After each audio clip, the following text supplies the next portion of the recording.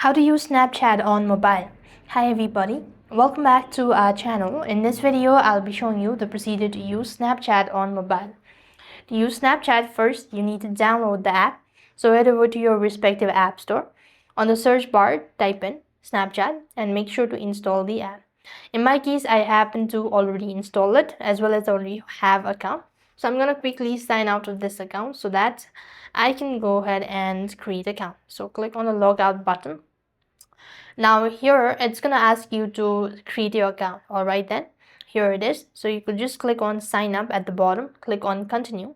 Make sure to go and enable the permissions as well. Now give a first name and select a date of birth and make sure that you have it according or that your age is above 18 years old.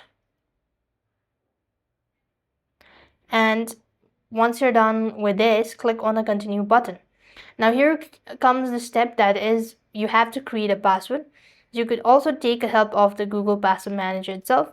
They'll be suggesting you, or else you could just go ahead and create one for yourself as well. Click on the continue button. On the next or last step, you have to verify or provide the email address.